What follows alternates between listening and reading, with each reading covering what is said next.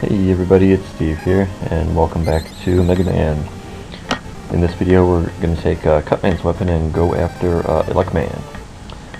Quick note about those, the clear points, those are random. They're anywhere between, gosh, I don't even know what. That's terrible, I apologize. But they randomly generate. It's not the same amount every time. Like Elecman's not always 50,000 points. I typically don't use secondary weapons. As I said in my Castlevania videos, you know that I'm not too big on doing that. But these little pains in the ass right here can't be destroyed by your arm cannon. So I usually take out Cutman's weapon and take him out, just to get him out of the way, because they will just go back and forth more quickly across their little platform that they're on if you're standing on it as well. And the jumps there are hard enough without dealing with those little pests, so I usually take them out with Cutman's weapon. Here we have something that is going to reappear over and over again in the Mega Man series, and that is the reappearing, disappearing blocks. These are in all the Mega Man games. They're just a staple in the series, and here's your first encounter with them. No big deal, really. But you really have to watch the patterns. Sometimes whenever you get to an area that has those disappearing blocks, you might have to watch them a couple times just to get the pattern down and figure out where you have to jump and when.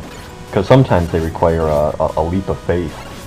You have to kind of jump before the block even appears. It can get pretty tricky. Obviously electricity is the main theme of this stage. I'm kind of burned out right now. I just finished taking my my finals for school, and my brain's kind of fried right now just because of that. I'm just glad it's over with. Finally put this whole semester behind me because it's just been brutal. This here is the magnet beam. Even though you can do these stages in any order you want, it's obviously, as you can see, necessary to have Gutsman's weapon in order to obtain the magnet beam. You need to have the magnet beam because you cannot finish this game without it. That period. If there's anything that I can emphasize, you have to have magnet beam. So, the irony is that Elecman's weapon also works against those blocks that are holding the magnet beam. But obviously, in order to do it that way, you would have to play this stage twice, and there's no reason to do that. Just make sure that you do Gutsman before Elecman.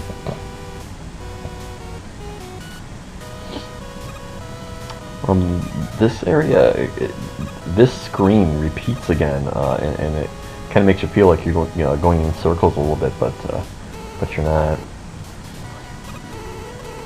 The electricity there is pretty easy to avoid. Here they've got to throw one more of these large enemies at you. Your best bet here is make sure that it hops over you. That way you don't take a hit. Now it's just a matter of scaling up through 2 screens of electricity-filled ladderway here. I usually change into Cutman's weapon on the way up, or before I even start going up. Elecman's weapon does a pretty decent amount of damage, so without Cutman's weapon, he's one of the robots that I wouldn't recommend trying to fight with just your regular arm cannon, because he's pretty tough. But it takes 3 hits of Cutman's weapon to take him down. Having said that, he can still deliver quite a bit of damage to you if you let him. And there you have it. We have Elecman's weapon. 4 down, 2 to go, and we are going to take on Iceman next. And I'll see you then. Okay. Have a good one. Peace.